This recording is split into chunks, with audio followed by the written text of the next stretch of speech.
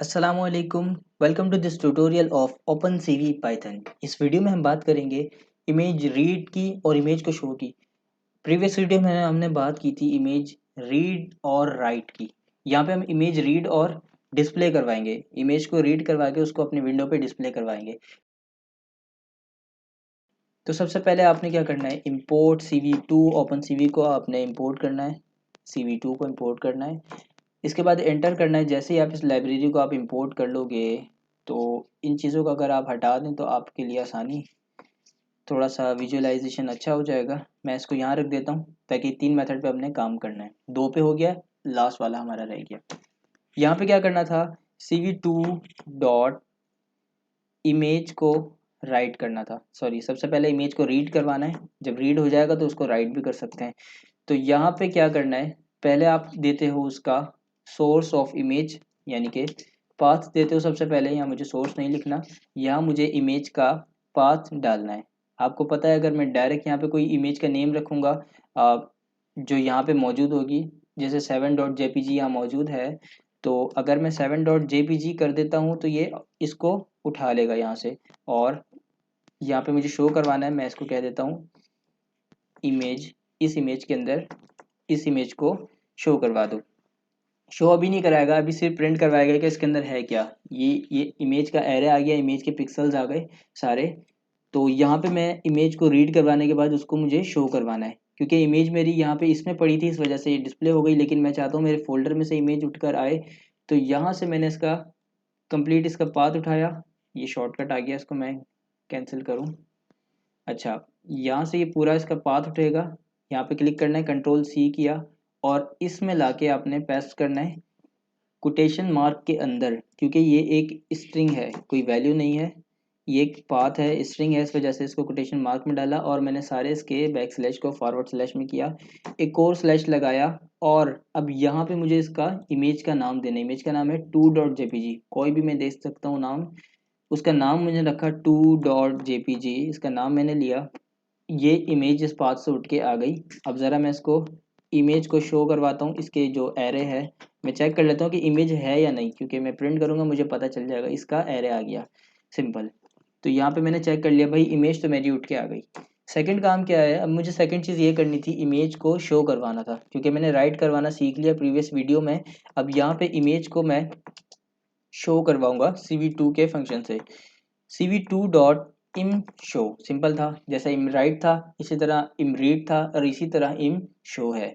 तो इम शो के अंदर दो चीज़ें होती हैं। यहाँ पे इम शो के अंदर दो चीज़ें होती हैं, एक विंडो ऑफ इमेज, ठीक है, विंडो कह सकता हूँ, विंडो ऑफ इमेज सिंपल आपके सामने रहे, ताकि ज़्यादा वर्ड लिखूंगा मुश्किल होगा। एक विंडो का नाम आपने रखना है, वो रखा, पहला पैरामीटर विंडो का नेम। और दूसरा जो इमेज आपके पास आई है वो इमेज आपने उसमें पुट करनी है कि भाई इस इमेज को शो करवा दो, और इस विंडो के नेम के साथ, विंडो नेम आपका टाइटल नेम विंडो का।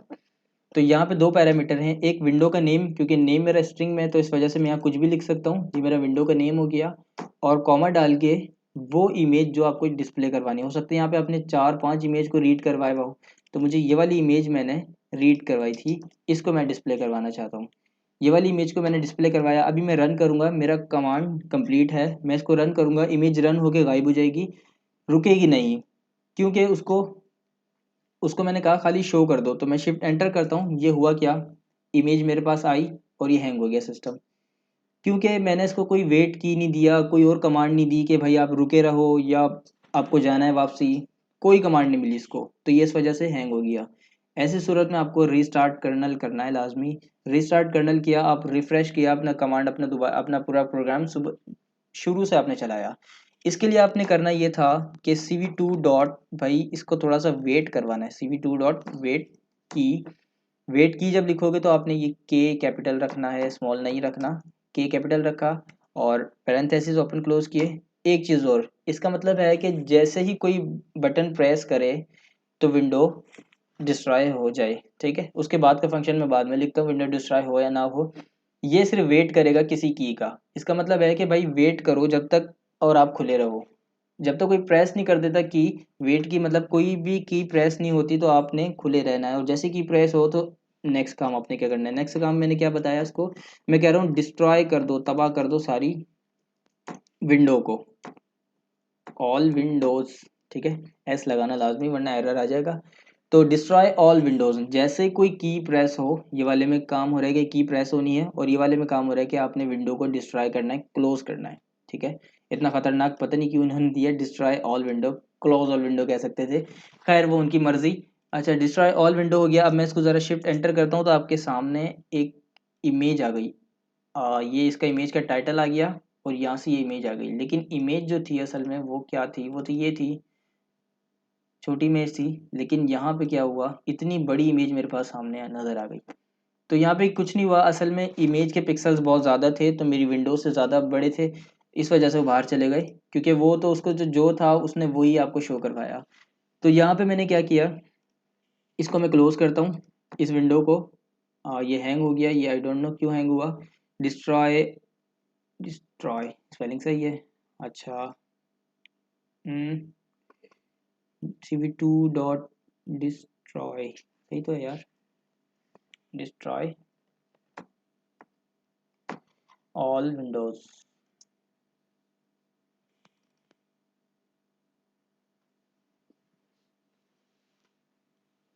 अच्छा, यहाँ पे एक गलती ये हो गई कि आपने विंडोज़ का W कैपिटल नहीं रखा, इस वजह से ये एरर आ गया। मैं इसको दोबारा रन करता हूँ और इस विंडो को ऑन किया, ये विंडो ओपन हो गई थी, क्लोज किया, क्लोज हो गई, फिर मैंने ओपन किया, ओपन हो गई, कोई भी एक बटन प्रेस किया, क्लोज हो गई, ठीक है।